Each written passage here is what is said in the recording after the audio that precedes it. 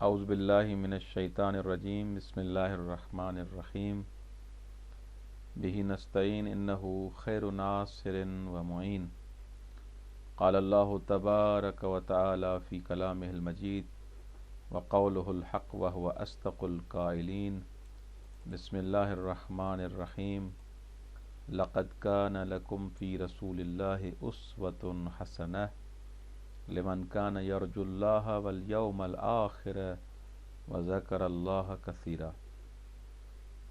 پروردگار عالم آپ تمام مؤمنین کو اپنے حفظ و امان میں رکھے اور ہمیں اہل بیت علیہم السلام اور اولیاء الہی کی سیرت پہ چلنے کی توفیق عنایت فرمائے۔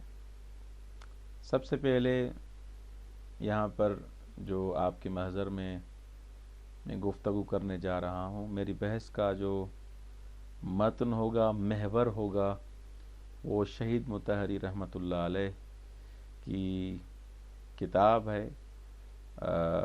تقریباً مطالب اسی سے ہوں گے۔ کتاب ہے سیری در سیرہ نبوی صلی اللہ علیہ وآلہ وسلم۔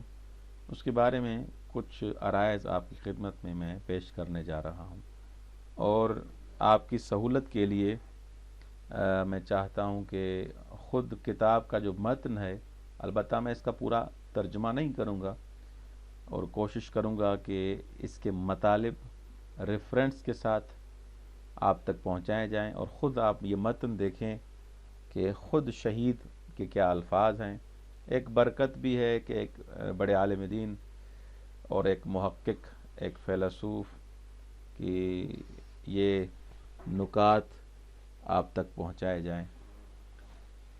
دیکھیں کہ یہ اسلام کو پہچاننے کے لیے ہمیں منابع کی ضرورت ہے کہ انسان کیسے اسلام کو پہچانے کہ اسلام کیا ہے۔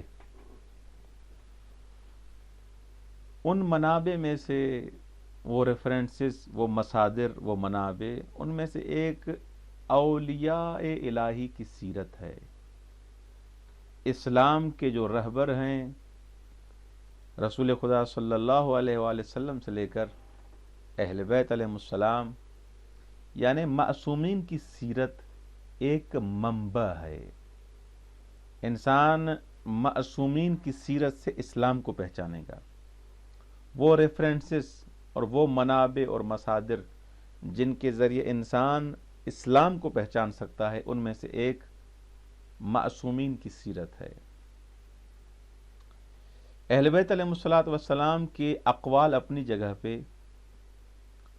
خود ان کی شخصیت، ان کی سیرت، ان کی روش، ان کا طور و طریقہ، یہ اسلام کے پہچاننے کے لیے عظیم منبع ہے، عظیم مصدر ہے۔ خود رسول خدا صلی اللہ علیہ وآلہ وسلم کی صورت کی جو سیرت ہے، اسی طرح اہل بیت علیہ السلام کی جو سیرت ہے، کوئی فرق نہیں کرتا۔ یہ اہل بیت علیہ السلام کی سیرت ہمارے لیے اسلام پہچاننے کے لیے بہترین منبع ہے۔ اسی وجہ سے قرآن کریم خداوند متعال کا ارشاد ہو رہا ہے، لَقَدْ كَانَ لَكُمْ فِي رَسُولِ اللَّهِ أُسْوَةٌ حَسَنَةٌ لمن کان یرجو اللہ والیوم الآخر وذکر اللہ کثیرا۔ در واقع خود رسول میں اسوہ حسنہ ہے۔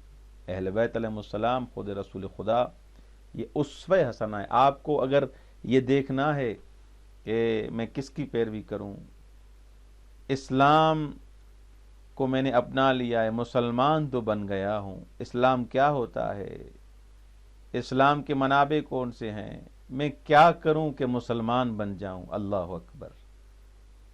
تو خداوند متعال کا ارشاد ہو رہا ہے کہ اگر تم مسلمان بننا چاہتے ہو، حقیقی عارف بننا چاہتے ہو، حقیقی مسلم بننا چاہتے ہو، حقیقی شیعہ بننا چاہتے ہو، لَقَدْ كَانَ لَكُمْ فِي رَسُولِ اللَّهِ أُسْوَةٌ حَسَنَةٌ، بہترین نمونہ آپ کو رسول اور اس کی آل ملے گا۔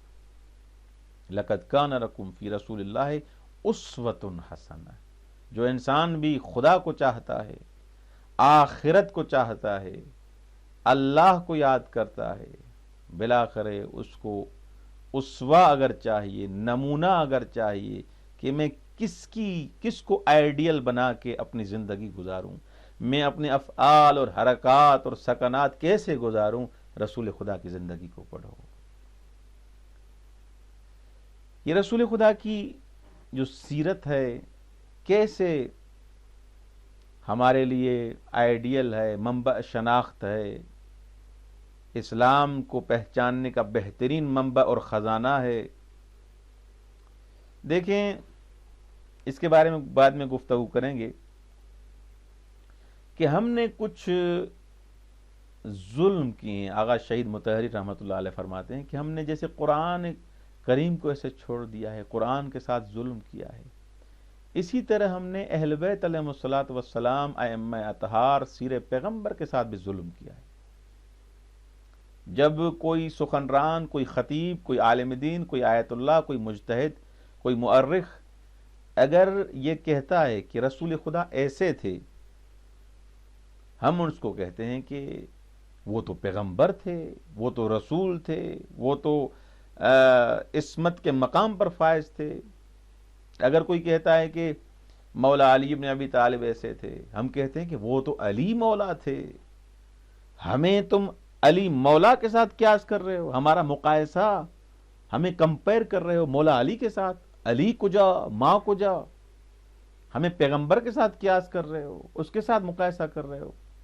اگر کوئی کہتا ہے کہ امام جعفر صادق علیہ الصلاۃ والسلام کی زندگی ایسے تھی، مولا کے اتنے شاگرد تھے، پلٹ کے کہتے ہیں کہ امام صادق کے ساتھ ہمارا قیاس کر رہے ہو، اس کے ساتھ کمپیر کر رہے ہو، ان کی خلقت ہی الگ ہے۔ تو لہذا وہ جیسے شہید مطہر رحمۃ اللہ فرماتے ہیں از آب و خاک دیگر و شہر و دیار دیگرن، جب دوسرے شہر سے ہیں، ان کی آب و خاک، ان کی خلقت ہی الگ ہے، تو ہم سے مربوط ہی نہیں ہے۔ کار پاکان را قیاس از خود مگیر، وہ پاک ہیں، وہ طیب ہیں اور طاہر ہیں، ان کی زندگی کجا اور ہماری زندگی کجا۔ کوئی کہتا ہے کہ مولا علی بن ابی طالب اتنے عبد تھے، عابد تھے، نمازی تھے، ہزار رکعت نماز پڑھتے تھے، پلٹ کے ان کو کہا جاتا ہے کہ ہمارا مقایسہ تو مولا علی کے ساتھ کر رہے ہو، یعنی اس کا مطلب کہ نماز نہیں پڑھنی، اس کا مطلب کہ علم حاصل نہیں کرنا۔ اگر یہ مراد ہے، غلط ہے۔ کبھی کبھی ایسا ہوتا ہے کہ ایک لفظ، ایک مصرع، شعر کا ایک جو مصرع ہوتا ہے، وہ جیسے ابھی کرونا کی بیماری چل رہی ہے، لیکن ایک جملہ جو رائج ہو جائے ایک ملت میں، اس کا ضرر اس طاعون سے زیادہ ہوتا ہے، اس وائرس اور مہلک بیماری سے زیادہ ہوتا ہے، کیونکہ وہ بلاخر آپ کے بدن کو ناکارہ بنائے گا، وہ وائرس، وہ بیماری، وہ طاعون۔ لیکن یہ آپ کو، یہ غلط جملہ، غلط اصطلاح آپ کے دین کو تباہ اور برباد کر دے گا، آپ کو گمراہ کر دے گا۔ جیسے یہ جملہ کار پاکان را قیاس از خود مگیر، وہ کہہ رہے ہیں کہ جو یہ مصرع جس نے کہا ہے اس کا معنی الگ ہے، وہ کیا کہنا چاہتا ہے، لہذا کار خود را قیاس از پاکان مگیر، کار پاکان را قیاس از خود مگیر۔ یہ کہہ رہے ہیں کہ یہ مولوی کا شعر ہے اور ایک داستان کے ضمن میں آیا ہے۔ البتہ وہ آغا مطہری کے بقول وہ افسانہ ہے کہ ایک بقال کے پاس ایک طوطا تھا کہ وہ طوطا جو تھا وہ بولتا تھا، وہ بقال کے ساتھ اس بالآخر جو بھی کہیں اس کے ساتھ گفتگو کرتا تھا۔ تو یہ بقال جو تھا، یہ دکاندار جو تھا، جو بھی اس کو کہیں، اس طوطے سے شاگرد والا کام لیتا تھا کبھی کبھی.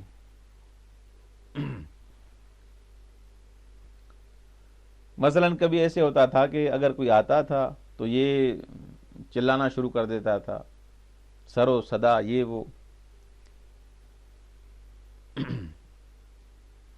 ایک دن کیا ہوا کہ یہ جو طوطا تھا اس بکال کا، ایک جعبے سے اس نے بلاخر پرواز کی، اپنے وہاں سے اڑا، ایک جعبے سے، ایک ڈبے سے دوسرے ڈبے پر، ایک شیشے سے دوسرے شیشے پر. خوب جیسے پرندہ ہے، اور وہ اس نے اڑنا شروع کیا، حرکت شروع کر دی اس نے. ہوا یہ کہ وہ ایک شیشے میں، ایک بوتل میں بادام کا تیل تھا، وہ سارا اس نے گرا دیا. تو فقط وہ بادام کا تیل نہیں گرا، بلکہ اس نے دوسرا جو سامان تھا اس کو بھی خراب کر دیا. اور یہ بقال جو تھا، یہ دکاندار جو تھا، اس کو بڑا نقصان ہوا. البتہ اس طوطے سے اس کو بہت محبت تھی. اسے کہنے لگا اے خاک بے سرت کے انکار را کر دی. اس کو اتنا مارا کہ اس طوطے کے سر پہ جو بھی بال تھے وہ سارے ختم کر دیے، اس نے سارے گرا دیے. گنجا ہو گیا طوطا. اب ہوا یہ کہ وہ طوطا اس دن کے بعد خاموش اور چپ چپ رہنے لگا. پہلے اتنا بولتا تھا، اب وہ اس کی بولتی بند ہو گئی اور اس نے بولنا ختم کر دیا. بکال نے کہا یار یہ تو بڑا کام خراب ہو گیا. وہ اپنے کام سے پشیمان ہو گیا کہ میں نے یہ کیا کر دیا. اتنا خوبصورت پڑھنے والا، گفتگو کرنے والا طوطا، اس کے ساتھ میں نے کیا کر دیا. کچھ بھی اس نے کیا، ہر کام اس نے کیا، لیکن اس کے لیے عجیب و غریب چیزیں لا کے اس کے سامنے رکھ دیں، اس کو یہ کھاؤ یہ کھاؤ. لیکن طوطا بولنے کے لیے تیار نہیں تھا. کافی عرصہ گزر گیا تو ایک ایسا آدمی جس کے سر پہ بال نہیں تھے، فارسی میں اس کو کچل کہتے ہیں، تو وہ اس بکال کے دکان پر آیا تاکہ کوئی چیز خریدے. تو طوطے کی اس شخص کے سر پہ نگاہ پڑی. اس نے دیکھا کہ یار اس کے سر پر بھی بال نہیں ہیں. جیسے ہی اس نے دیکھا کہ اس کے سر پہ بال نہیں ہیں، یعنی فارسی میں کہتے ہیں کچل ہے، گنجا ہے، تو وہ کہنے لگا، اب یہ بولنے لگا. جو چپ تھا طوطا اب بولنے لگا، از چئی کل با کلان آمیختی، تو مگر از شیشے روغن ریختی. تو اس کے کہنے کا مقصد یہ تھا کہ تمہارے سر پہ بال کیا اس وجہ سے نہیں ہے کہ تم نے بھی کسی جگہ پہ بادام والا تیل گرایا ہے یا شیشے سے تیل نکال کے گرایا ہے. تو اس کی بلاخر زبان کھل گئی، وہ بولنے لگا. یہاں پر یہ آغا مولوی یہ مطلب کہتا ہے، یہ بات کرتا ہے کہ اپنا مقایسہ بزرگان کے ساتھ مت کرو. یہاں پر طوطے نے اپنا مقایسہ اس شخص کے ساتھ کیا اور اس نے اس کچل کو، اس گنجے کو اپنے جیسا سمجھا. کہ ایسا نہ کریں کہ آپ بزرگان کو اپنے جیسا نہ سمجھیں. یہ بات صحیح ہے، اس میں کوئی شک نہیں ہے کہ بزرگان کو انسان اپنے جیسا نہ سمجھے. اس بات میں کوئی شک نہیں ہے کہ انسان اپنے آپ کو اہل بیت جیسا سمجھے. نہیں، ہرگز یہ مطلب نہیں ہے کہ انسان اپنے آپ کو اہل بیت اور ائمہ جیسا سمجھے. ہرگز ابدا کوئی یہ نہیں کہتا. لیکن کیا کوئی انسان اگر نماز کو حضور قلب کے ساتھ، اللہ کی بارگاہ میں قلب کے حضور کے ساتھ اگر نماز پڑھنا چاہے خوب، تو کیا کر سکتا ہے یا نہیں کر سکتا؟ کر سکتا ہے. لیکن ایک شخص جو خود نماز نہیں پڑھ سکتا حضور قلب کے ساتھ، اس کے حواس پرت ہیں، ادھر کے حواس ادھر کے حواس، وہاں کا سامان وہاں کا سامان، وہ جھگڑا، نماز میں کھڑا ہوتا ہے تو یہ سب چیزیں اس کو یاد آنا شروع ہو جاتی ہیں. آیا یہ شخص ایسے کہہ سکتا ہے کہ کوئی بھی بھائی حضور قلب کے ساتھ نماز نہیں پڑھ سکتا؟ سب ایسے ہیں. مگر ہو سکتا ہے کہ کوئی انسان حضور قلب کے ساتھ نماز پڑھے. اب کیا کر رہا ہے؟ اپنا مقایسہ دوسروں کے ساتھ کر رہا ہے. یہ غلط ہے. ہمیں اپنا مقایسہ دوسروں کے ساتھ نہیں کرنا چاہیے. یہاں پر یہ ضرب المثل ہے، کار پاکان را قیاس از خود مگیر. جو افراد پاک ہیں، جو مطہر ہیں، جن کی طینت اچھی ہے، ہاں، جو پاکیزہ انسان ہیں، جو متقی اور پرہیزگار ہیں، کار پاکان را قیاس از خود مگیر. خود تو نماز نہیں پڑھ سکتے حضور قلب کے ساتھ اور کہتے ہو کہ کوئی نہیں پڑھے گا. ایسے نہ کہو. ولی این شعر را ما اغلب می خوانیم و می گوییم، دیگران را مقیاس خودت قرار نده. اصلاً ایسے نہ کرو. تم حضور قلب کے ساتھ نماز نہیں پڑھتے، تم علم دین اس معنی میں حاصل نہیں کر سکتے، تم متقی پرہیزگار نہیں بن سکتے، تم صحیح معنی میں عزادار نہیں بن سکتے، تو دوسروں کو بھی کہو بھائی کوئی کون بنے گا؟ کون بنے گا؟ یہ غلط ہے. ایسی بات نہیں کہنی چاہیے.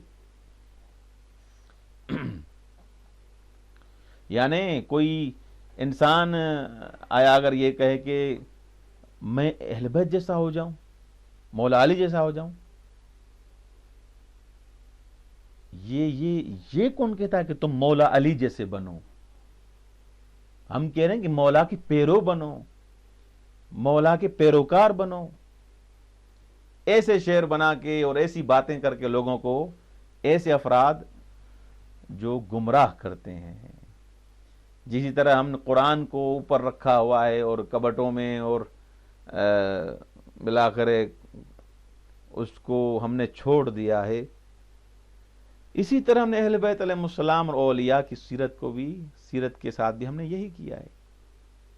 وہ کہتے ہیں کہ یہ کام بھائی مولا علی کا، یہ کام بھی رسول خدا، یہ کام مولا حسین کا ہے. بس ہم نماز بھی نہ پڑھیں، روزہ بھی نہ رکھیں، متقی بھی نہ بنیں، پرہیزگار بھی نہ بنیں. تو یہ اس میں کیا ہوگا کہ ان ایسے حرفوں، ایسی باتوں سے کیا نتیجہ کیا نکالتے ہیں وہ؟ اس کا نتیجہ یہ ہے کہ لوگوں کو گمراہ کر رہے ہیں، خود تو گمراہ ہیں. ان باتوں کا نتیجہ یہ ہے کہ اہل بیت کی ساری زندگی ہمارے لیے اسوہ نہیں ہے.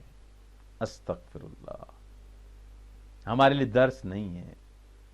یہ ایسے ہیں جیسے فرشتے اور ملک ایک دوسرے عالم میں ہیں. اب ہمارے ساتھ ان کا کیا رابطہ؟ یعنی مولا علی کی زندگی کا ہمارے ساتھ کوئی رابطہ نہیں ہے، مولا حسین کی زندگی کا ہمارے ساتھ کوئی رابطہ نہیں ہے. عجب کہ یہ اسی وجہ سے لوگ کہتے ہیں کہ مولا علی کے ساتھ ہمارا کوئی مقیاس اور معیار نہیں ہے اور اس مقایسہ نہیں کیا جا سکتا. اصل یہ بات غلط ہے. اگر ایسی بات ہوتی تو خداوند متعال نے بالآخر پیغمبروں کو کیوں بھیجا ہے؟ پیغمبر یعنی انسان کامل. فرشتے کی بات تھوڑی ہو رہی ہے یہاں پر. پیغمبر یعنی انسان کامل، مولا علی یعنی انسان کامل، حسین مولا یعنی انسان کامل، جناب سیدہ زہرا سلام اللہ علیہا یعنی انسان کامل. یعنی ان افراد میں، ان ہستیوں میں وہ مشخصات، وہ سارے قوائف جو بشریت میں ہوتے ہیں وہ موجود ہیں. یعنی یہ عام افراد کی طرح، انسانوں کی طرح ان کو بھوک لگتی ہے، کھانا کھاتے ہیں، ہاں، ان کو پیاس لگتی ہے. اگر پیاس نہیں لگتی، بھوک نہیں لگتی تو پھر کربلا کے لیے کیوں رو رہے ہیں آپ؟ ان کو نیند آتی ہے، اپنے بیٹوں کے ساتھ، اپنی اولاد کے ساتھ محبت کرتے ہیں. اگر یہ نہیں ہے تو مولا حسین علیہ الصلوۃ والسلام حضرت علی اصغر اور حضرت علی اکبر کے لیے کیا فرما رہے ہیں کہ خدایا گواہ رہنا اس قوم پر. مولا گریہ فرما رہے ہیں. یہ احساسات اہل بیت علیہ السلام موجود ہیں. یہ موجود ہیں تب وہ مقتدا ہیں. اگر فرشتہ کیا ہمارا کوئی رہبر بن سکتا ہے؟ نہیں. فرشتہ ہمارا رہبر لیڈر نہیں بن سکتا. یہ اسوا وہ ہستی بنے گی جو انسان ہوگا، غیر انسان تو اسوا نہیں بن سکتا. الیاذ باللہ اگر امام حسین علیہ الصلوۃ والسلام میں یہ عواطف بشری نہ ہوتے تو بالآخر یہ کربلا، یہ شام، مولا حسین کا گریا، مولا سجاد کا گریا، یہ الشام الشام، یہ دل کا پارا پارا ہونا، قطع قطع ہونا، یہ نہ ہوتا. ان عواطف کے ساتھ، اس پیاس لگنے کے ساتھ، علی اکبر کے ساتھ محبت تھی، اس کے باوجود مولا اس مقام تک پہنچتے ہیں. مولا علی اکبر جیسا جوان بھی دین الہی میں قربان کر دیتے ہیں. تمام مشخصات بشری ہیں. جب مولا حسین علیہ الصلوۃ والسلام سے حضرت علی اکبر اجازت مانگتے ہیں تو یہ تو آپ کو پتا ہونا چاہیے کہ مولا علی اکبر سے ہمارے بیٹے جو ہمارے پاس موجود ہیں اس سے 1000 گنا اس سے زیادہ محبت کرتے ہیں، لیکن دین کی خاطر علی اکبر کو بھی قربان کر دیا. اللہ اکبر. فاستأذن اباہ فأذن له. جب حضرت علی اکبر نے اجازت مانگی مولا حسین سے، مولا نے اجازت دے دی. مولا نے فرمایا جاؤ. فنظر الیہ نظر آیس منہ وارخا عینیہ. اللہ اکبر. مولا نے ایک مایوسانہ نگاہ سے حضرت علی اکبر کو دیکھا. اللہ اکبر اللہ اکبر. صرف کس کے لیے؟ اس لیے کہ دین الہی بچ جائے. اللہ اکبر. فنظر الیہ نظر آیس منہ. در رفتن جان از بدن گوین ہر نوعی سخن. من خود به چشم خویشتن دیدم که جانم می رود. اللہ اکبر. من خود به چشم خویشتن دیدم که جانم می رود. مولا کو دیکھ رہے تھے کہ جب حضرت علی اکبر علیہ الصلوۃ والسلام جا رہے تھے، مولا حسین اس کے پیچھے پیچھے جا رہے تھے.